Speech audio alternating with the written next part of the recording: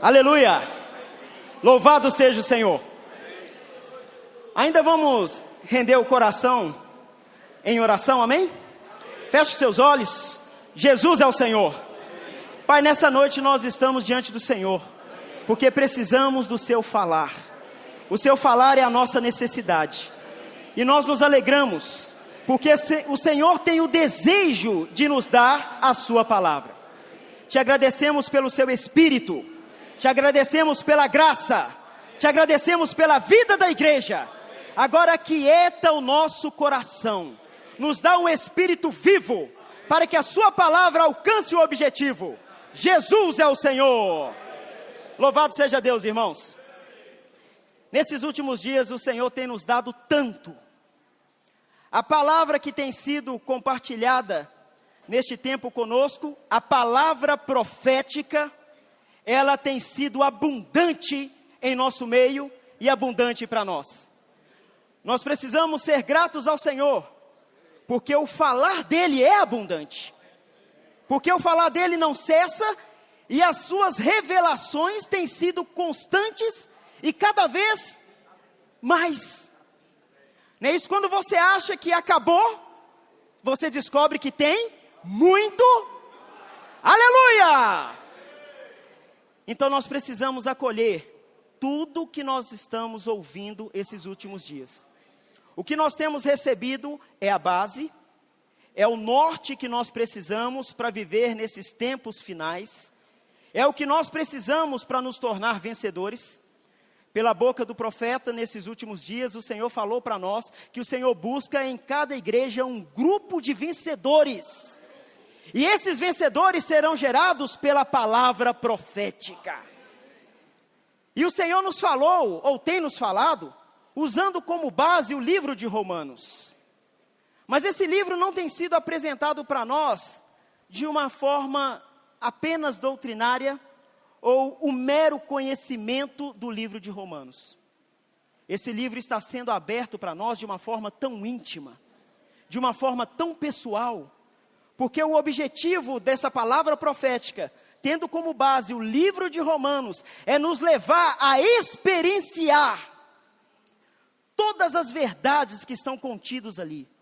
A plena salvação de Deus é revelada nesse livro, irmãos. A justificação, a santificação, a conformação, a transformação, a glorificação, não pode ser apenas palavras doutrinárias para mim e para você. Precisa ser a nossa experiência diária. Então vamos tomar esse livro, vamos tomar essas palavras com mais espírito. Amém? Com mais simplicidade, com mais humildade, com mais oração. Louvado seja Deus. O livro de Romanos mostra para nós a história de pecadores que se tornam filhos de Deus. E mostra depois para nós também filhos de Deus tornando-se herdeiros de Deus. De pecadores a filhos, e de filhos a herdeiros. Do capítulo 1 ao capítulo 3, nós vemos a condição caída do homem. Nós vemos a condenação de Deus sobre esse homem caído por causa da lei, o peso da condenação que está sobre esse homem pecador. Mas do capítulo 3 até o capítulo 5, versículo 10, primeira parte, nós vemos os filhos de Deus, gerados pela fé. E do capítulo 5, versículo 10, parte bem em diante, nós vemos esses filhos de Deus tornando-se herdeiros de Deus. Então esse livro é completo para nós. Amém? Então nós vemos 4 itens no livro de Romanos: pecadores e a condenação de Deus, a justificação de Deus em nosso espírito, a salvação subjetiva, ou seja, a santificação, a transformação da nossa alma, e por fim, a glorificação do nosso corpo. Esses 4 itens vai servir como base para nós nessa noite, serviu como base para nós durante essa semana. No primeiro item, com respeito à nossa justificação em espírito, isso é tremendo, irmãos. O primeiro item que nós precisamos entender é que nós não fomos justificados pelas nossas obras. Todos nós estávamos numa condição de separados de Deus. Abra sua Bíblia em Romanos capítulo 3. versículos 10 e 11. Amém? Romanos capítulo 3, versículos 10 e 11. Quando acharem, diga amém. Amém. Glória a Deus. Como está escrito, não há justo, nenhum sequer. Não há quem entenda, não há quem busque. Versículo 23. Pois todos e carecem. Aqui nós vemos a corrupção de todo o gênero humano. A degradação. O pecado fez separação do homem e Deus. Não há justiça, não há santificação, não há glória. O tríplice requisito, aquilo que impede o homem de chegar a Deus: justiça, santidade e glória. O homem perdeu, vive em pecado, está destituído, é carente da glória de Deus. Mas aí nós vimos a maravilhosa obra do nosso Senhor Jesus.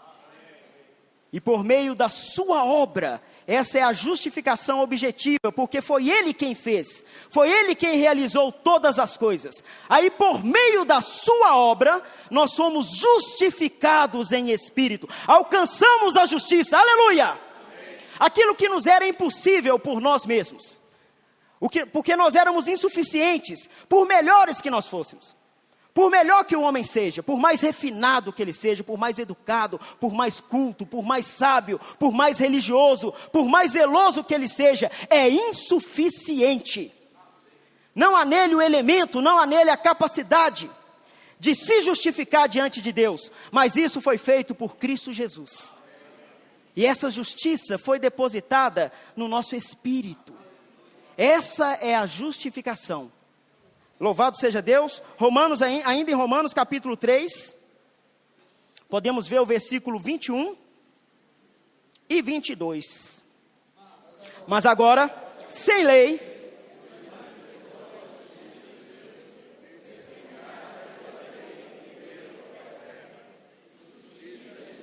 mediante a fé em Jesus Cristo, para todos e sobre todo os que creem. Porque não há, glória a Deus, no que diz com respeito à justiça, à justificação, nós precisamos entender que essa justificação foi mediante a sua morte. Em João, capítulo 1, versículo 29, João Batista, ao ver o Senhor Jesus passando, ele apontou e disse: eis o Cordeiro de Deus que tira o pecado do mundo.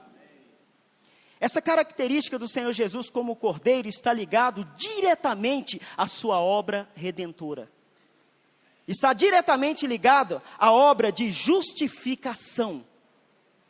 Mas o que habilitou o Senhor ser esse Cordeiro? O que foi que qualificou Ele se tornar o nosso substituto naquela cruz? Foi a sua vida. Nós sabemos em Filipenses capítulo 2, fala que Ele, sendo Deus, não usurpou o ser como Ele, mas antes Ele assumiu a forma humana, foi reconhecido em figura humana, se tornou homem e viveu como tal. E como homem, Ele cumpriu todos os requisitos da lei, todos os requisitos da justiça de Deus. O seu viver foi perfeito. A humanidade de Cristo nessa terra não teve nenhum item que depunha contra Ele, graças a Deus. No aspecto positivo da lei, Ele cumpriu toda a justiça. E porque a sua vida foi perfeita, porque Ele não tropeçou em nenhum item da lei, Ele foi aquele que foi aprovado por Deus em seu viver humano. E foi qualificado para ser o Cordeiro que tira os meus pecados, os seus pecados, o pecado do mundo.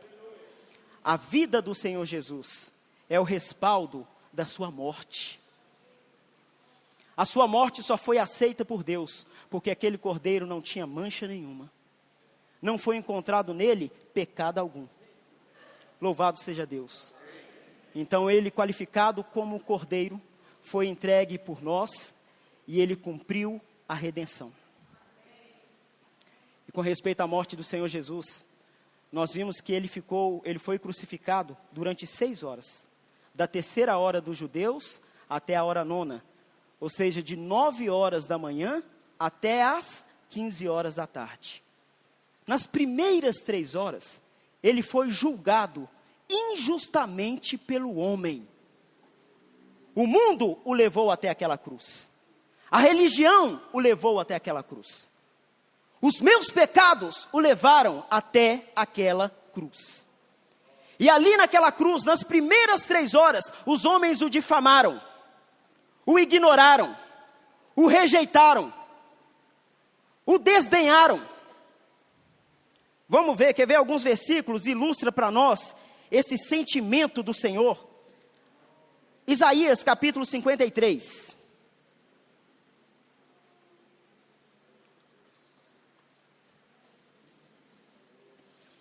Versículo 3. Isaías capítulo 53, versículo 3. Quem achou pode ler.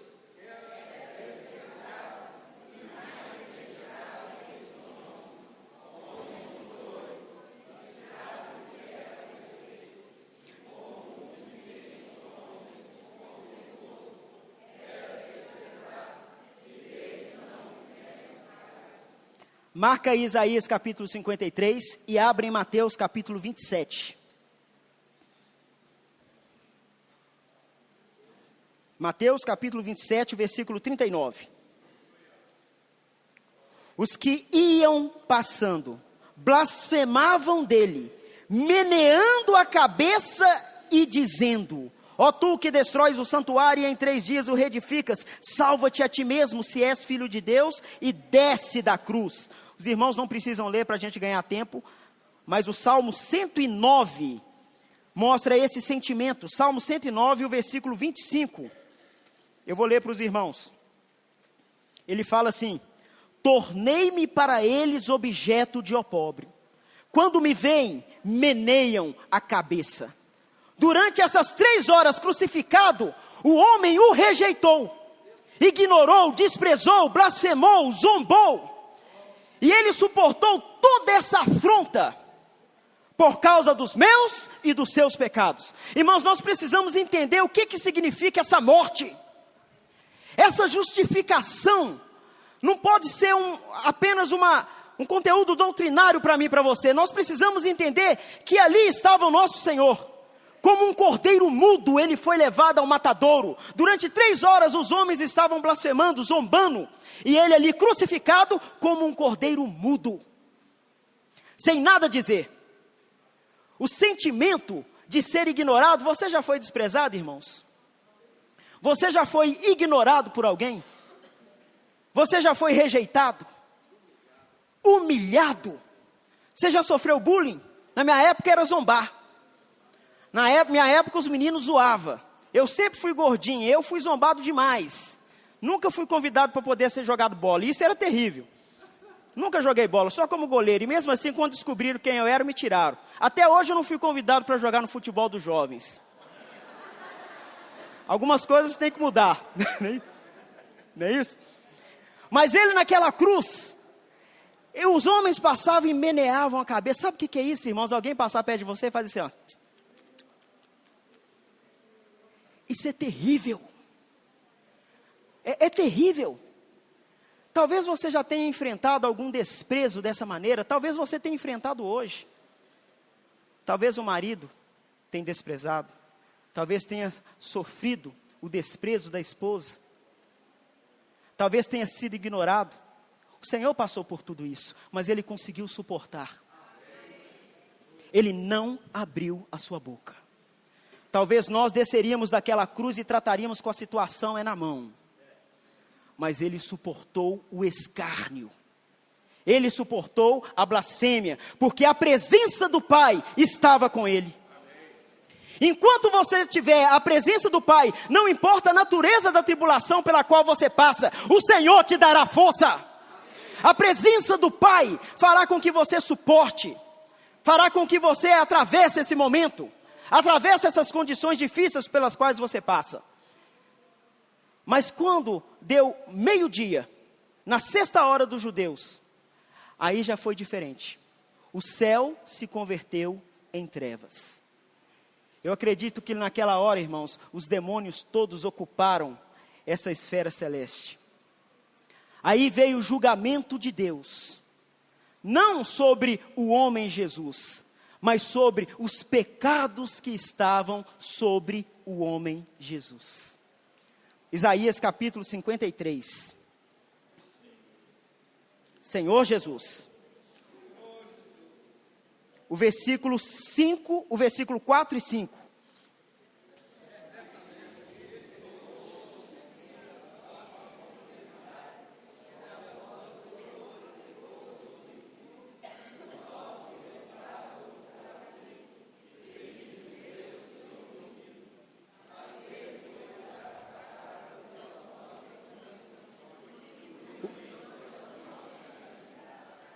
O castigo que nos traz a paz estava.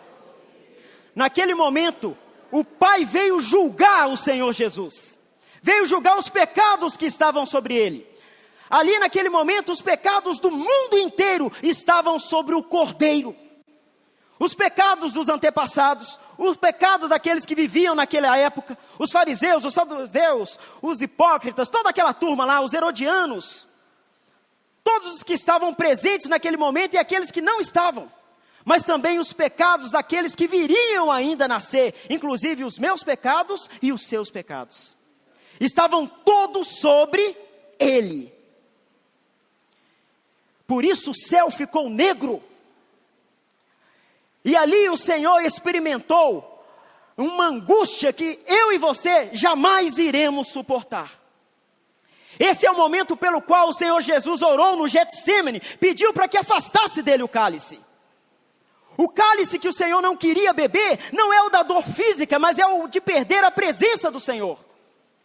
A presença do Pai, de forma econômica, foi retirada dele. Ali o Pai não podia compactuar com aquele homem, porque os pecados estavam sobre ele, e Deus é santo. O pecado nos afasta de Deus e ele experimentou isso. Ele experimentou essa distância de Deus. Ele sabe o que é ser separado de Deus. Eu e você não sabemos. Ele experimentou a separação. Morte é a ausência de Deus, irmãos. O sentido e o significado de morte é ser separado de Deus. E ele experimentou isso.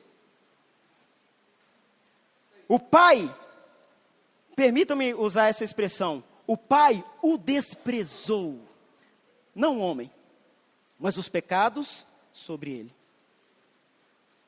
E ali naquele momento de dor, naquele momento de agonia, na sua oração no Getsêmani, nós vimos ele rogando, e ele experimentou os sintomas mais profundos, do estágio da depressão.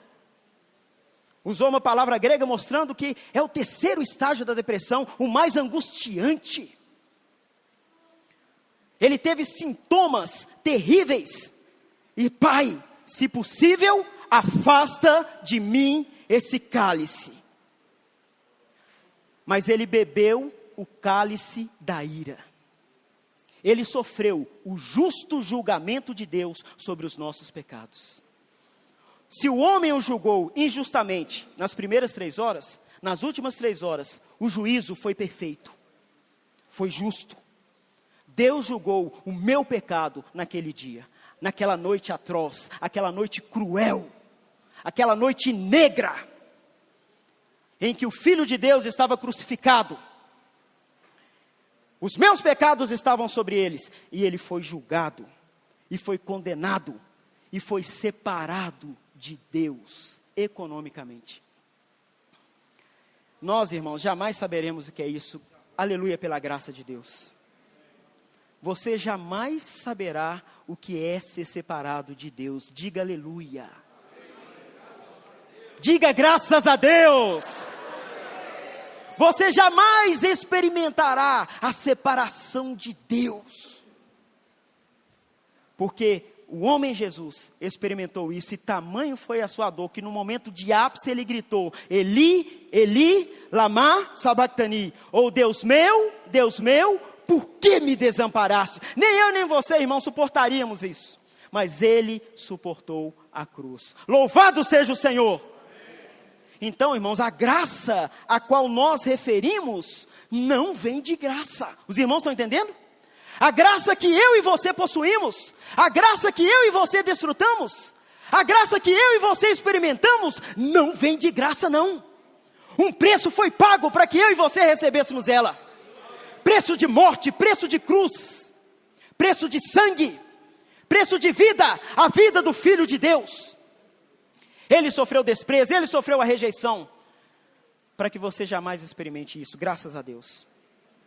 Essa é a justificação, irmãos. Essa obra plena dele, louvado seja Deus, foi aprovada pelo Pai. E ele trouxe toda essa carga, todo esse conteúdo, toda essa riqueza e depositou no nosso espírito. Amém! Nós somos justificados, não pelas nossas obras, mas pela fé nessa obra. Você crê nessa obra? Você crê na cruz de Cristo?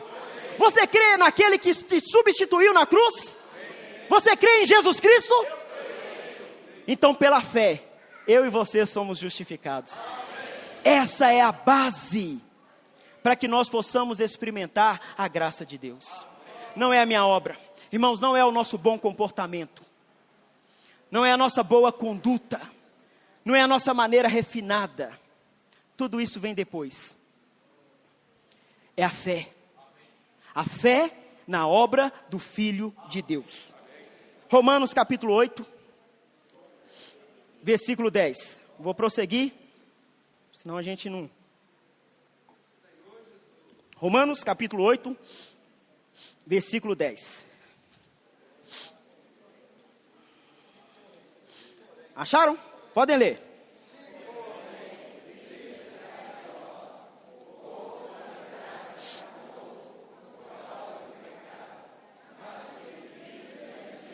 Por causa da justiça. Mas o Espírito é vida. Mas o Espírito é vida.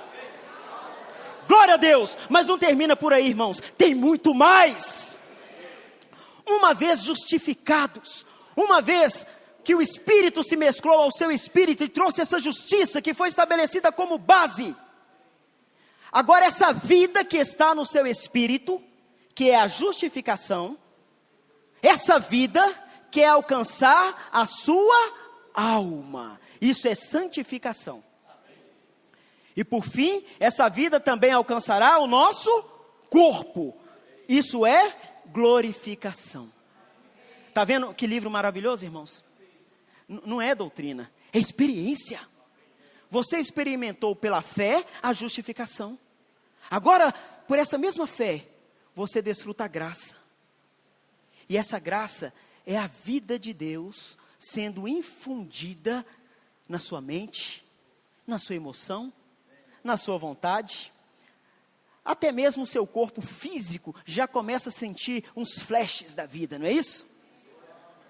Depois você sentirá totalmente, essa vida permeará todo o seu ser. Vamos dar um pulinho lá, compensa. 1 Tessalonicenses capítulo 5, versículo 23. Nós já conhecemos até de cor, mas vamos abrir a Bíblia e ler, irmãos. 1 Tessalonicenses capítulo 5, versículo 23. O mesmo Deus vos santifique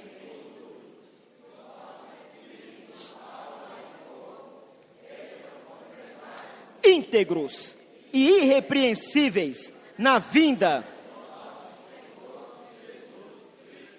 Aproveitando, leia também 1 Tessalonicenses, o mesmo livro, capítulo 4, versículo 3.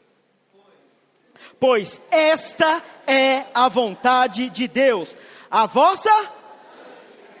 Glória a Deus. O Senhor quer santificar todo o nosso ser, espírito, alma e corpo, cheios, plenos, repletos da vida de Deus. Esse aspecto da santificação, ele tem duas linhas: a santificação posicional e a santificação disposicional. A santificação objetiva e subjetiva.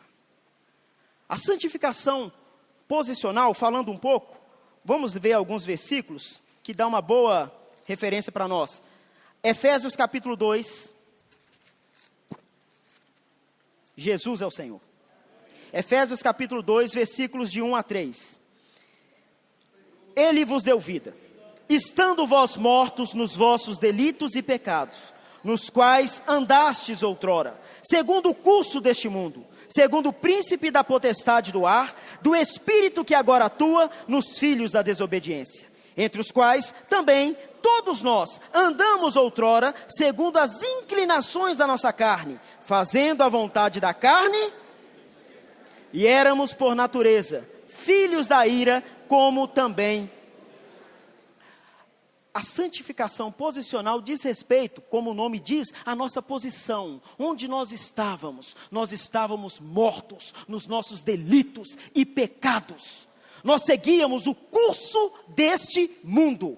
E éramos, por natureza, filhos da ira de Deus. Não precisa abrir, mas em Colossenses também fala, Ele nos libertou de onde? Do império das trevas. E Ele fez o quê? Nos transferiu para o reino do Filho da luz. A nossa posição era o mundo, a nossa posição era as trevas, mas agora a nossa posição é o corpo de Cristo, a nossa posição é os céus, a nossa posição é a igreja. Ele te transferiu de esfera, amém? Ele te tirou de um reino perdido, falido, e te colocou nos lugares celestiais. Hoje você está em Cristo Jesus, assentado nos lugares celestiais. Qual é a sua posição, irmãos? Os lugares celestiais. Não abra mão disso. Não deixe o inimigo brincar com a sua mente. Você não pertence a este mundo. Você está nesse mundo, mas você não pertence a este mundo. O seu ambiente, a sua esfera, a sua posição é os céus.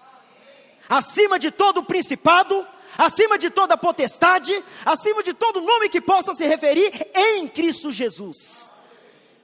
Então nós somos mudados de posição. Essa é a santificação posicional. Assim como um exemplo do copo, né? O exemplo clássico do copo, um copo jogado no lixo, sujo, ele é retirado daquele ambiente lixo e ele é levado para dentro de casa, a fim de ser lavado e se tornar útil para aquele que o possui.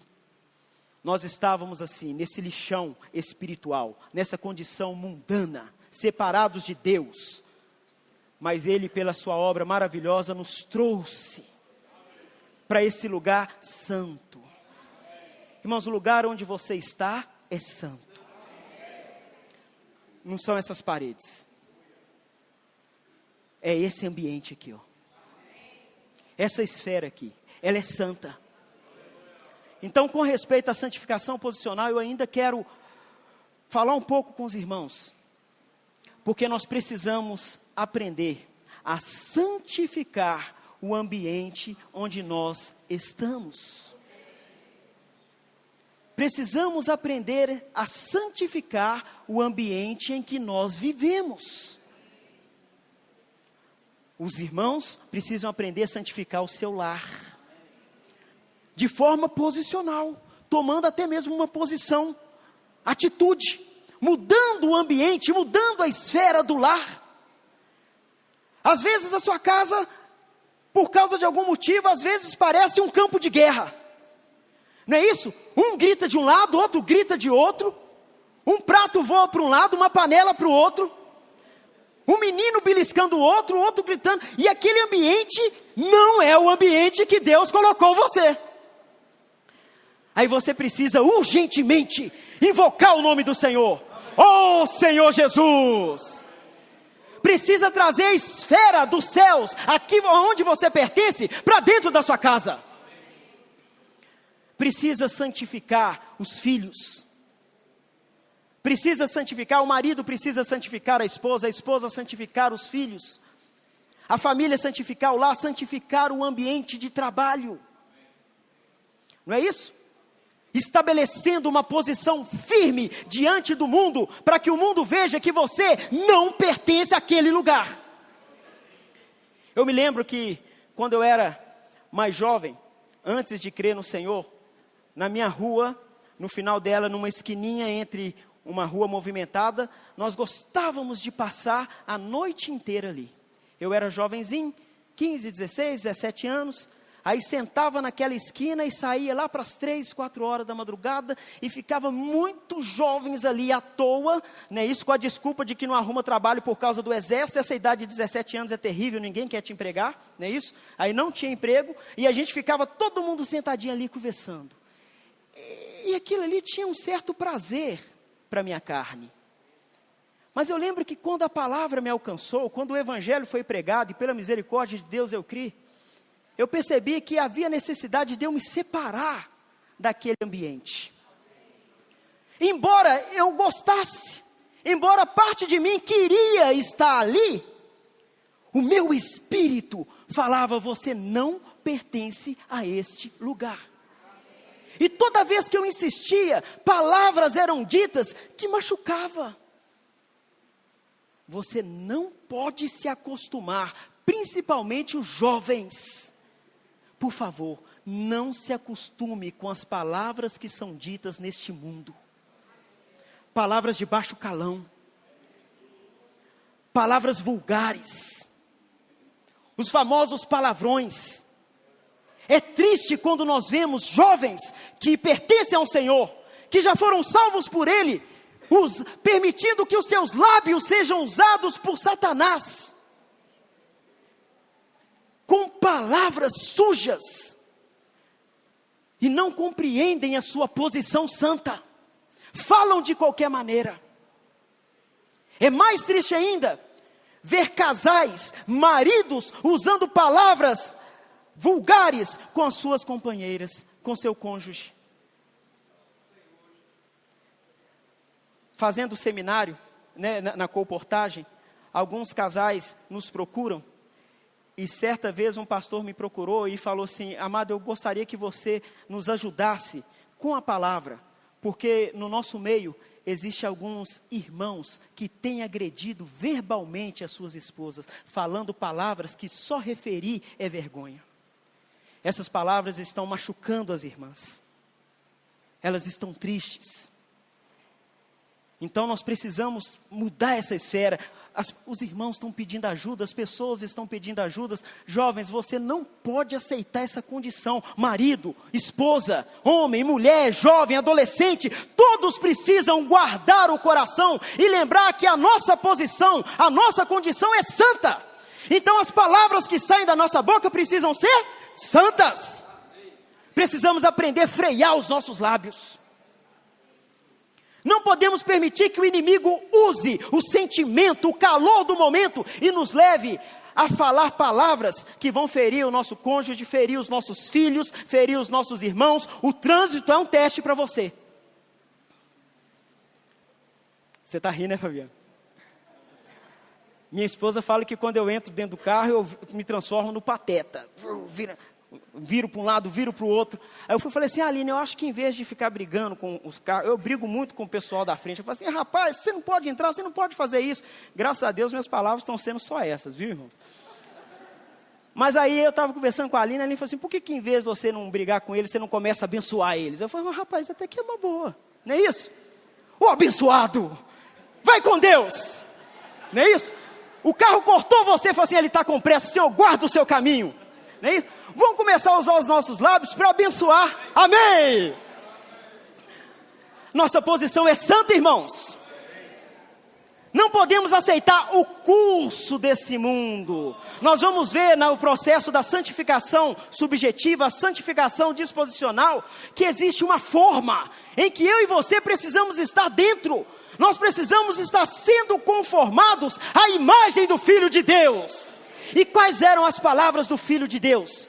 Eram só palavras de autoridade, palavras mansas, palavras brandas, palavras onde o Espírito fluía, palavras de bênção, mesmo na cruz, mesmo em meio àquela dor. As poucas palavras ditas pelo Senhor, uma delas foi: Senhor, perdoa-os, eles não sabem o que fazem. Não se acostume com o ambiente das trevas. Talvez a sua faculdade, talvez a sua escola, o ambiente ali não é fácil. Não é isso? As palavras, o conteúdo, a ideologia, todo aquele processo, e você está ali naquele meio. mas você não pertence àquele meio. Mude o ambiente. Nós vimos ainda uma palavra, fenótipo. Não é isso que fala que o ambiente onde você vive agrega características à sua pessoa, ao seu comportamento. O ambiente onde você está influenciará, ou até mesmo determinará as suas decisões, o seu comportamento. Então eu preciso santificar meu lar, meu local de trabalho, a escola onde eu estudo. Eu preciso também santificar a minha conversa junto com os irmãos. Esse lugar é santo ou não é, irmãos? Esse ambiente que você está é santo ou não é? Então você não pode sujar ele. Não podemos trazer palavras que vão ferir a nossa comunhão, que vão ferir a nossa santidade. Ainda com respeito à santificação, agora não posicional, mas a disposicional. Romanos capítulo 8.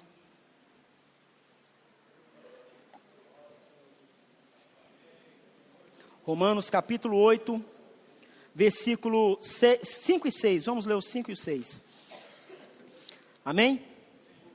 Porque os que se inclinam para a carne, cogitam das coisas da carne.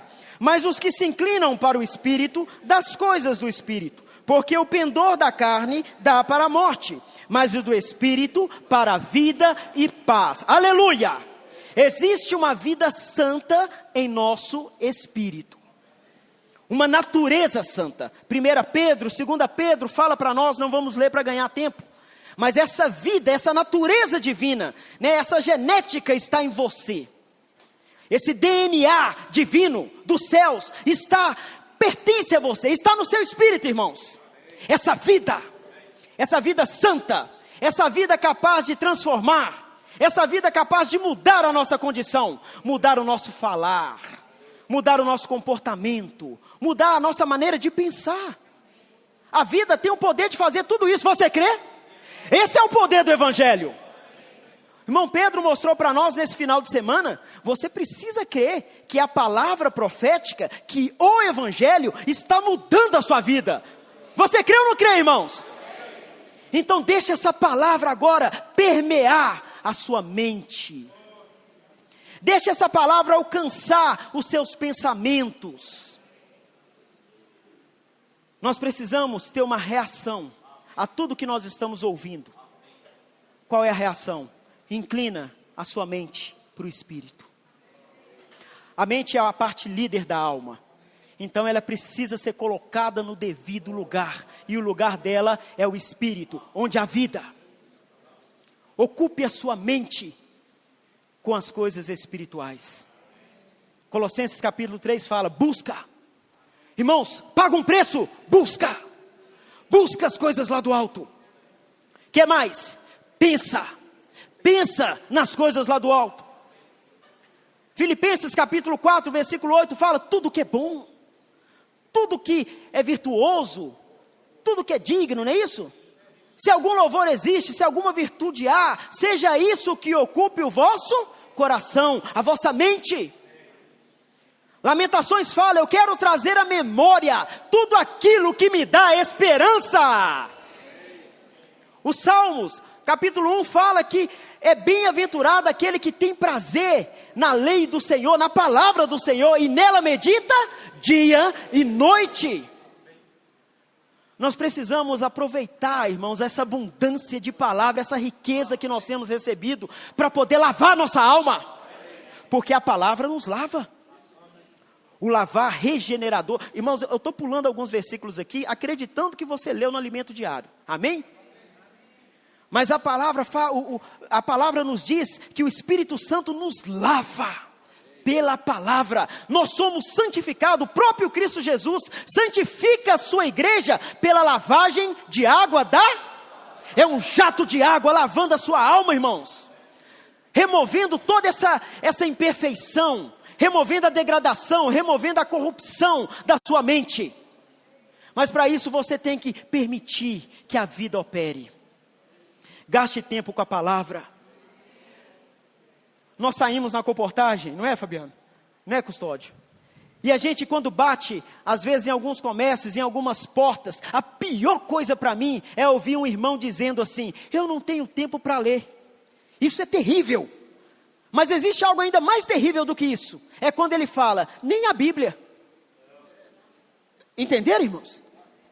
Eu não tenho tempo para ler nem a Bíblia. Eu já encontrei com um irmão que considerava não ter tempo para ler a Bíblia uma virtude. Ele falou, todo irmão deveria ser como eu, porque eu não tenho tempo para nada. Eu saio de manhã para a academia, da academia eu já volto, vou para o trabalho, já faço isso, faço aquilo. Tinha o dia todo ocupado, não tem tempo nem para ler a Bíblia. Você é esse irmão? Não, irmãos. Nós somos aqueles que amamos a palavra. Nós não ignoramos os desígnios de Satanás. Nós não ignoramos essa natureza carnal que está dentro de nós, que quer ficar sentado no sofá com controle remoto na mão e comendo pipoca. Não é isso? Nós não ignoramos essa natureza que quer uma rede, uma vara de pescar e um rio. Mas nós lutamos contra isso. Nós voltamos o coração, nós voltamos a mente para o Espírito. E ali nós apreciamos a palavra de Deus. Aleluia! Você tem apreciado a palavra de Deus? Irmãos, olha quanta riqueza nós temos recebido. Olha isso aqui.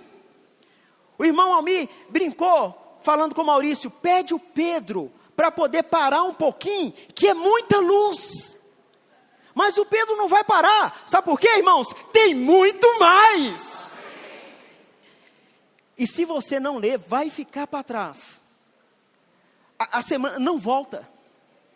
A semana não volta e você precisa entrar, precisa ler de manhã, depois precisa ler ao meio-dia, e depois leia à tarde, depois leia com a esposa, depois leia com os filhos, depois leia com os irmãos, leia, ouça os áudios. Agora, graças a Deus, tem irmão de tudo quanto é localidade mandando os áudios da leitura do alimento diário, não é isso? Antes eu reclamava, agora eu agradeço a Deus, porque eu vou ouvindo a leitura do alimento diário em várias porções. Aí eu coloco no carro, conecto no carro e vou ouvindo. Aí eu, que gostoso. Aí ouço mais um pouquinho, deixa a palavra entrar, irmãos. A palavra vai removendo da sua mente pensamentos de morte. Pensamentos sujos. Pensamentos ligados à prostituição. Pensamentos ligados à sensualidade. Pensamentos ligados ao mundo, à política. Pensamentos ligados a essa corrupção. Tem irmãos que o tempo todo a mente está nessas coisas. Precisa permitir que a palavra entre, irmãos. Né? Até o galo pode tirar da nossa mente, graças a Deus. Tira tudo, Jesus.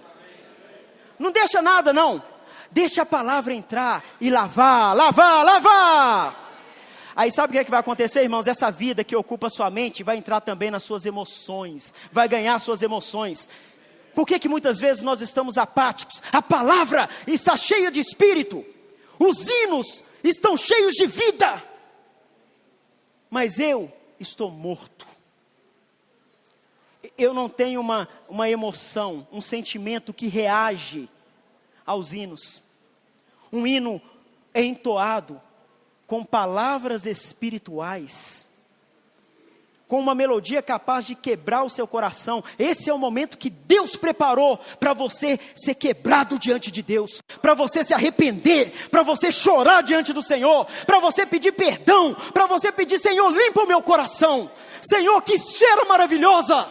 Senhor, eu quero essa esfera, eu quero essa vida, Senhor. Mas se a sua emoção não for saturada pela vida, você vai estar indiferente ao momento espiritual que Deus está te dando. Deus está falando, o Espírito está fluindo, mas as suas emoções, se não forem tocadas por essa vida, elas vão estar indiferentes. Eu sou capaz de gritar pelo gol do meu time, mas não sou capaz de vibrar pela palavra compartilhada. Eu me alegro com as coisas deste mundo, mas não consigo me alegrar com as reuniões da igreja. O tempo está passando e eu olhando o relógio. Né? Parece que é um compromisso que eu tenho que fazer. Não tem prazer. A vida precisa alcançar o prazer da sua alma. A vida precisa alcançar as emoções da sua alma, para que por fim ela também alcance a sua vontade. Aí vai ser mente, emoção e vontade, totalmente saturado pela vida de Deus, santificado, a natureza divina mesclada à sua mente. Você consegue pensar na economia de Deus. Você consegue se lembrar do alimento diário. Aí aquele versículo, você fala assim, não, se eu era ruim para decorar a Bíblia. Agora os versículos simplesmente fluem, porque sua mente, irmãos, está começando a ser ocupada pela palavra. Você tem prazer de estar em reuniões. E você tem uma vontade firme, posicionada pelas coisas de Deus. Essa é a santificação da alma. E quanto mais santificados, eu vou acelerar, irmãos, mais transformados nós somos. A santificação disposicional, a santificação subjetiva, ela traz a transformação e ela traz a conformação. Mais uma vez, existem duas formas: a forma do mundo e a forma de Cristo. Ou você está sendo moldado ao mundo, às ideologias deste mundo, ou você está sendo moldado ao caráter de Cristo. Precisa permitir que as características divinas que já existem em você, o genótipo, não é isso? Precisa permitir que essas características, elas comecem a identificar você, a formar a nossa identidade. Isso é transformação. Isso é conformação. Às vezes, quando você começa a viver a vida da igreja, talvez ainda pouco elemento de Cristo é percebido na sua vida, no seu falar. Mas à medida que você vai vivendo a vida da igreja, à medida que você vai inclinando-se para as coisas do Espírito, esses traços vão se tornando mais evidentes, a ponto de ser inconfundível. Né? Cadê o Lucas, meu filho? Ali, ó. Eles falam que ele parece comigo. Né? Ele é uma versão melhorada, um design mais avançado. Não é isso? Mas porque traz as características, parece com a mãe também. Porque traz as características, tá nele. Mas quando nasceu, eu olhava assim, eu não via nada de mim, só as irmãs que vêm. As irmãs têm o dom de ver, né, esses traços na criança recém-nascida. Elas olham para aquela carinha de joelho e falam igualzinho o pai. Me dá uma tristeza. Não fala isso não, irmãs. Se você falar isso perto de um pai, ele vai ficar assim, meu Deus, eu sou assim. Não é a cara do pai, ele vai olhar, você que menino. Porque logo quando nasce é feinho o bichinho, né? Não, é feinho. Mas as irmãs, elas olham com bons olhos, não é assim, Jaires? Elas conseguem olhar com bons olhos e conseguem identificar os traços dos pais nas crianças. Eu acho que na igreja, nós precisamos começar a olhar com bons olhos uns para os outros. Você precisa começar a encontrar as características de Cristo no irmão que está do seu lado. Talvez não parece nada, não é isso? Mas você olha direitinho, né? Fala assim, parece, né? Mas à medida que o tempo passa, o genótipo, o fenótipo, a influência do ambiente, as características da genética vão moldando, e quando você olha, está idêntico a Cristo. Amém! Aí você olha e fala assim, nossa, eu chego perto daquele irmão, eu só ouço Cristo, eu só vejo Cristo, eu só sinto Cristo. E olha, um grupo de irmãos semelhantes a Cristo. Todas as características de Cristo são encontradas na vida da igreja. Isso é maravilhoso! E para concluirmos, essa transformação, essa conformação, por fim, nos introduzirá no estágio da glorificação. Por fim, irmãos, até o nosso corpo mortal será revestido, não é isso? Pela imortalidade. O que é corrupto será revestido pela incorruptibilidade. A vida, essa natureza divina, vai permear até mesmo o nosso corpo mortal. Aleluia! Oh Senhor, vai tragar toda a morte, a vida vai vencer tudo isso. E nesse tempo, nós estaremos para sempre com o Senhor em manifestação. Mas deixa que uma das definições para a palavra glória é expressão, é manifestação. Permita que a glória de Deus se revele através da sua vida. Amém, irmãos? Que a glória de Deus seja encontrada nas suas palavras. Que a glória de Deus seja encontrada no seu olhar. A glória de Deus seja encontrada no seu comportamento, nas suas atitudes, na maneira de nos relacionarmos, no nosso casamento, na nossa família. Deixa que essa vida maravilhosa, revelada em Romanos capítulo 5, essa vida, essa natureza de Deus, ocupe e ganhe todo o nosso ser. Amém? Jesus é o Senhor. Glória a Deus. Amém.